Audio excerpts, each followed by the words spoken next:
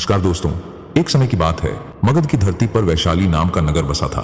यह नगर अपनी समृद्धि, वैभव और कला कौशल के लिए पूरे आर्यावर्त में प्रसिद्ध था। नगर की चौड़ी गलियां, ऊंचे महल और भव्य बाजार इसे अनोखा बनाते थे। रथों की आवाज, बाजार में गूंजती हंसी, मंदिरों की घंटियां सब मिलकर इसे जीवंत रखते थे। लेकिन दोस्तों, इस नगर की असली पहचान उसकी स्त्रियां थीं। कला, नृत्य, संगीत और साहित्य में निपुण वे पूरे नगर की शान मानी जाती थीं। और इन्हीं में से एक नाम था वसुंधरा। वसुंधरा का जन्म साधारण परिवार में हुआ था। उसके पिता एक साधारण कृषक थे और माता गृहिणी। लेकिन कहते हैं कि किस्मत जिनको महान बनाना चाहती है, उनकी पहचान बचपन से ही हो जाती है। वसुंधरा का चेहरा जन्म से ही अद्वितीय था। लोग कहते, यह बच्ची सामान्य नहीं है। बचपन से ही उसकी आंखों में गहराई थी। वह हर बात को गंभीरता से समझती। खेलते खेलते भी वह अक्सर चुपचाप बैठकर आकाश देखती रहती। गांव की औरतें कहती, ये लड़की बड़ी होकर कोई बड़ा काम करेगी। जब वह थोड़ी बड़ी हुई तो उसे नृत्य और संगीत में रुचि होने लगी। उसकी उंगलियां जब मिट्टी के बर्तन पर ताल देती तो लय अपने आप निकलती। उसकी आवाज मीठी थी और उसके नृत्य में लयकारी। लोग कहते, ये बच्ची तो देवी सरस्वती की देन है। धीरे धीरे उसकी प्रसिद्धि गांव से नगर तक पहुंच गई। लोग उसे बुलाने लगे, आओ वसुंधरा नाचे। वह नृत्य करती तो सभी मंत्रमुग्ध हो जाते। नगर के बड़े बड़े दरबारी भी उसकी कला की चर्चा करने लगे। और फिर एक दिन वह समय आया जब वसुंधरा को वैशाली के राज दरबार में बुलाया गया। राजा स्वयं उसके नृत्य को देखने के लिए उत्सुक थे। दरबार में दीप जले, वीणा और मृदंग बजा और वसुंधरा ने मंच संभाला। उसका नृत्य देखकर पूरा दरबार मोहित हो गया। राजा ने कहा, यह कन्या हमारी भूमि की गौरव है। उस दिन के बाद वसुंधरा का नाम पूरे नगर में फैल गया। वह केवल सुंदर नहीं थी, बल्कि बुद्धिमान भी थी। लोग उससे मिलने आते, उससे बातें करते और उसकी बातों में गहराई पाते। वह अक्सर कहती, जीवन केवल आनंद के लिए नहीं है, बल्कि कुछ सीखने और सिखाने के लिए है। वसुंधरा अब यौवन की ओर बढ़ रही थी। उसकी सुंदरता और कला का जादू दिन प्रतिदिन बढ़ता जा रहा था। जहां भी वह जाती, लोग उसे देखने के लिए उमड़ पड़ते। उसकी मुस्कान में ऐसा आकर्षण था कि थका हुआ आदमी भी ताजगी महसूस करने लगे। वैशाली के बाजारों में जब वह गुजरती तो व्यापारी अपना सामान बेचने की बजाय उसके चेहरे की ओर ताकते रह जाते। महिलाएं कहती, ऐसा सौंदर्य तो देवियों के चित्रों में ही दिखता है। बच्चे उसकी झलक पाकर खिलखिलाने लगते। राज दरबार में उसकी स्थिति अब बहुत ऊंची हो चुकी थी।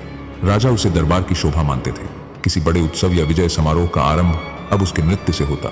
दरबारी कहते, वसुंधरा का नृत्य केवल कला नहीं, आराधना है। पर दोस्तों, हर चमक के पीछे एक साया होता है। जैसे जैसे वसुंधरा प्रसिद्ध हुई, वैसे वैसे राजनीति उसके चारों ओर गहराने लगी। सामंत वर्ग और धनी व्यापारी उसे अपने पक्ष में करना चाहते थे, क्योंकि जिसके साथ वसुंधरा का नाम जुड़ता, उसकी प्रतिष्ठा बढ़ जाती। कभी कोई उसे सोने के आभूषण भेंट करता, तो कभी कोई रत्नों से सजी डिब्बियां भेजता। लेकिन वसुंधरा अक्सर मुस्कुराकर कहती, सौंदर्य और कला बिकने की वस्तु नहीं, ये तो आत्मा की अभिव्यक्ति है। उसकी इस बात से कुछ लोग प्रभावित होते तो कुछ ईर्ष्या करने लगते। कई दरबारी कहते, यह स्त्री बहुत घमंडी है। लेकिन सच यह था कि वसुंधरा का मन भीतर से खाली था।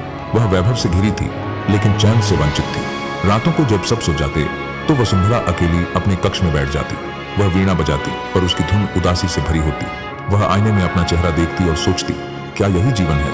क्या मेरे जन्म का यही उद्देश्य है कि लोग मेरी सुंदरता की प्रशंसा करें और मैं उनका मनोरंजन करती रहूं? धीरे धीरे यह बेचैनी उसके भीतर घर करने लगी। वह खुद को राजमहल की भीड़ में भी अकेला महसूस करती। उसके चारों ओर लोग थे, लेकिन कोई ऐसा नहीं था जो उसके मन को समझ सके। इसी बीच वैशाली में एक महात्मा का आगमन हुआ। उनका वेश साधारण था, एक सादा वस्त्र और हाथ में एक कमंडल। लेकिन उनकी आंखों में गहरी शांति और चेहरे पर अद्भुत तेज था। लोग कहते, यह कोई साधारण व्यक्ति नहीं है, यह तो ज्ञानी पुरुष है। महात्मा नगर के चौराहे पर बैठकर प्रवचन देते। लोग दूर दूर से उनकी बातें सुनने आते। उनकी वाणी सरल थी, लेकिन उसमें गहराई थी। वे कहते, धन क्षणिक है, सौंदर्य नश्वर है, पद प्रतिष्ठा भी मिट जाती है, सच्चा सुख केवल भीतर की शांति में है। वसुंधरा ने पहली बार उन्हें तब सुना जब वह बाजार से गुजर रही थी। महात्मा कह रहे थे, मनुष्य बाहर दौड़ता है, पर सुख भीतर है। जो भीतर झांक लेता है, वही सच्चे सुख को पाता है। ये शब्द वसुंधरा के हृदय में उतर गए। उसे लगा जैसे किसी ने उसके मन की गहराई को पहचान लिया हो। उस रात उसने देर तक सोचा। उसने अपने जीवन की ओर देखा। सोने के आभूषण, रेशमी वस्त्र, राजदरबार की प्रशंसा, लोगों की भीड़, पर भीतर खालीपन ही खालीपन।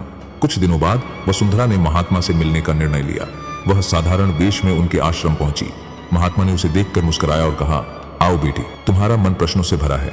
वसुंधरा चौंक गई। उसने कहा, हाँ गुरुदेव, मेरे मन में शांति नहीं है। लोग कहते हैं मैं सबसे सुंदर हूँ, सबसे प्रतिभाशाली हूँ, पर मेरा हृदय हमेशा उदास रहता है। ऐसा क्यों है? महात्मा ने उत्तर दिया, क्योंकि तुम बाहर खोज रही हो, जबकि सुख भीतर है। सौंदर्य अगर घमंड लाए तो अभिशाप है, और अगर करुणा जगाए तो वरदान है। धन अगर बांटने में लगे तो पुण्य है, और अगर संग्रह में लगे तो पाप है। जीवन का उद्देश्य केवल आनंद लेना नहीं बल्कि आत्मा की शांति पाना है। इन बातों ने वसुंधरा को झकझोर दिया। वह रोज महात्मा से मिलने लगी। वह उनसे प्रश्न पूछती और उनके उत्तर उसके हृदय को बदलते जाते। धीरे धीरे वसुंधरा को समझ में आने लगा कि जिस वैभव को उसने अब तक जीवन का उद्देश्य समझा था वह वास्तव में क्षणिक है। सच्चा सुख केवल आत्मा की शांति और सेवा में है। समय बीतता गया। वसुंधरा अब पहले जैसी नहीं रही। उसकी आंखों में चमक तो थी, पर वह केवल बाहरी आकर्षण की नहीं बल्कि भीतर की जागृति की थी। वह दरबार में जाती, लेकिन अब उसका मन वहां नहीं लगता। नृत्य करती तो हर कोई कहता। आज वसुंधरा के नृत्य में नई गहराई है, क्योंकि अब उसमें केवल सौंदर्य नहीं बल्कि अनुभूति थी। पर धीरे धीरे उसने नृत्य से भी दूरी बनानी शुरू कर दी। उसने महात्मा की शरण लेकर ध्यान करना शुरू किया। रात रात भर वह प्रार्थना में बैठी रहती। लोग समझ नहीं पाते कि उसके जीवन में यह बदलाव क्यों आ गया है। एक दिन दरबार में बड़ा उत्सव था। राजा ने आदेश दिया कि वसुंधरा अपने नृत्य से समारोह का आरंभ करेगी। वसुंधरा आई। सब लोग ताली बजाकर उसका स्वागत करने लगे। पर जब उसने वीणा हाथ में ली तो उसकी आंखों में आंसू थे। उसने धीरे से कहा, महाराज क्षमा कीजिए, आज मैं नृत्य नहीं कर सकती। आज मेरा मन इस रंगमंच पर नहीं बल्कि जीवन के उस सत्य को खोजने में है जो नृत्य और सौंदर्य से परे है। पूरा दरबार सन्न रह गया। राजा आश्चर्यचकित होकर बोले, वसुंधरा, यह क्या कह रही हो? तुम्हारे बिना यह उत्सव अधूरा है। वसुंधरा ने विनम्र स्वर में उत्तर दिया, महाराज, उत्सव तो जीवन का है, पर जीवन का उत्सव तभी सच्चा है जब आत्मा को शांति मिले। मैंने अब यह महल और यह वैभव छोड़ने का निश्चय कर लिया है। यह सुनकर दरबार में हलचल मच गई। किसी ने कहा, यह पागल हो गई है। किसी ने कहा, शायद किसी के बहकावे में है। लेकिन वसुंधरा का निर्णय अटल था। उस रात उसने अपने सभी गहने उतार दिए, रेशमी वस्त्र छोड़कर साधारण वस्त्र धारण किए और सुबह होने से पहले वह महल छोड़कर निकल पड़ी। वसुंधरा अब नगर नगर घूमने लगी। वह भूखों को भोजन कराती, बीमारों की सेवा करती और हर किसी को प्रेम और करुणा का संदेश देती। लोग हैरान थे। यह वही वसुंधरा है जो कभी राज दरबार की शोभा थी। हाँ, वही थी, लेकिन अब उसका रूप बदल चुका था।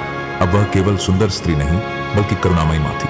वह बच्चों को पढ़ाती, गरीबों को सहारा देती और हर किसी से कहती, जीवन का असली सुख लेने में नहीं, देने में है। धीरे धीरे उसकी ख्याति दूर दूर तक फैल गई। लोग उसे संत मानने लगे। उसके आश्रम में हर वर्ग के लोग आते, राजा भी, व्यापारी भी और साधारण किसान भी। महात्मा जिनसे उसने शिक्षा ली थी कहते, बेटी, तुमने साधना की सबसे ऊंची सीढ़ी पार कर ली है। अब तुम स्वयं एक प्रेरणा हो।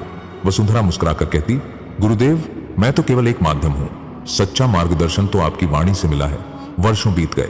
वसुंधरा अब वृद्ध हो चुकी थी, लेकिन उसकी आंखों में वही शांति थी जो उसने महात्मा से पाई थी। एक दिन उसने अपने शिष्यों से कहा, सुनो, मेरे बाद यह कार्य मत छोड़ना। सेवा का दीपक जलता रहना चाहिए। धन और सौंदर्य मिट जाते हैं, पर करुणा अमर रहती है। उसके शब्द सुनकर सबकी आंखें नम हो गईं।